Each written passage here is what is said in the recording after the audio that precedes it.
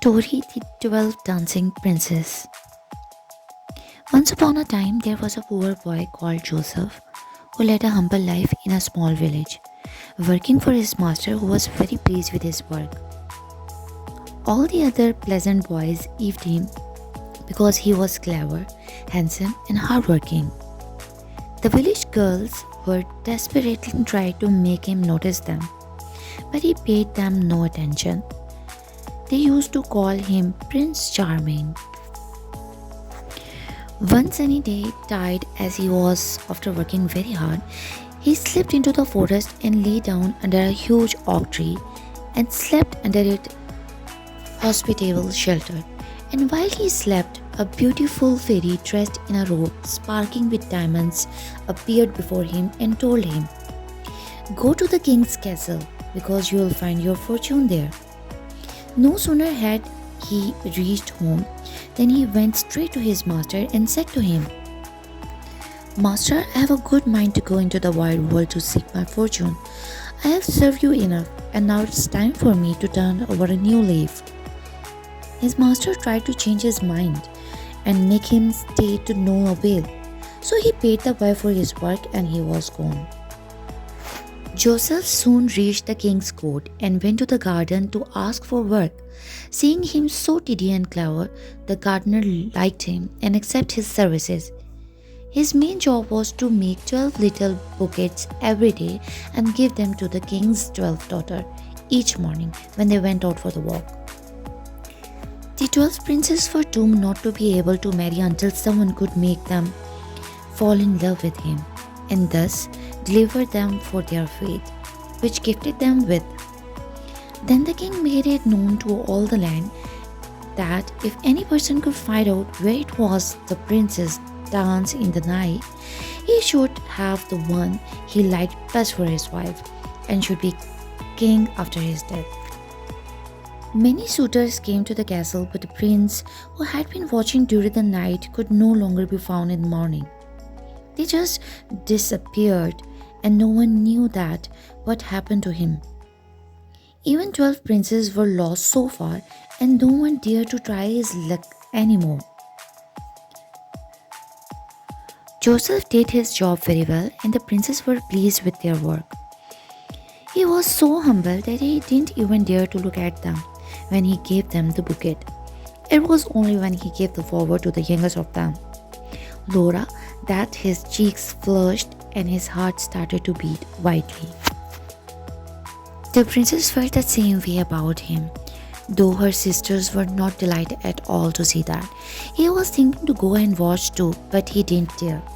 One night, the fairy appeared in his dream again and said to him, "Go to the eastern angel of the garden, and there you find two small laurel trees. Take good care of them. When they have grown, ask anything you want. They will give it to you." Saying this, she disappeared from the sight. As soon as he woke up, he went straight to the place described by the fairy. When he reached there, he just couldn't believe his eyes. The laurel trees were right there. He took very good care of them, and when they grew up enough, he asked them to make him invisible. His wish was granted him immediately. In the evening, when the princess entered their room, Joseph sneaked inside. The doors were then shut and locked by the 9 bolts. He noticed that instead of preparing to go to the bed, the princess began to brush their hair and dress themselves in beautiful clothes and to put on the jewels like they were going to leave somewhere. Elder sister stamped her foot on the floor 3 times and suddenly a trap door opened. They went down on a secret staircase till they reached a garden whose gates opened. When the elder sister stepped her foot again, Joseph followed them everywhere they went. They passed through the 3 kinds of forest, first with the silver leaves, then through another one with all the leaves were of gold, then into a third one with the leaves glitter with diamond, and after then they came into the great lake.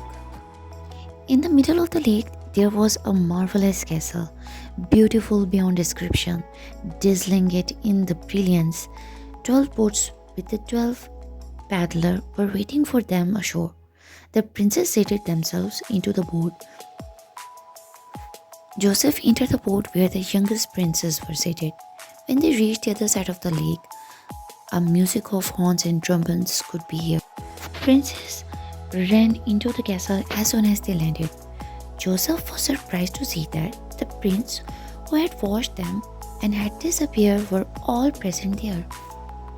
They began dancing together, so that's why they were never seen again. Joseph thought.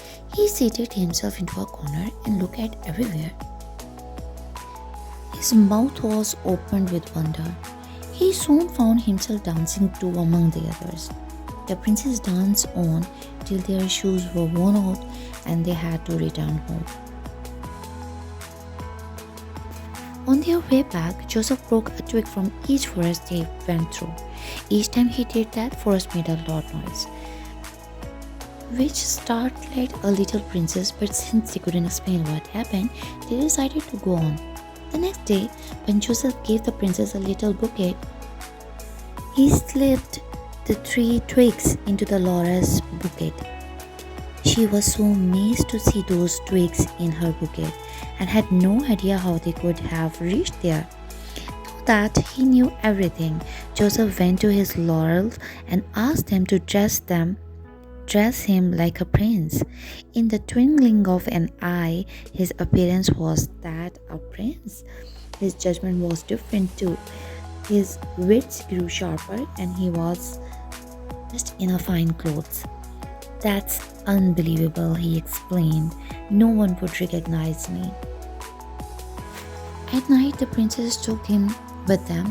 They reached the castle again and danced together.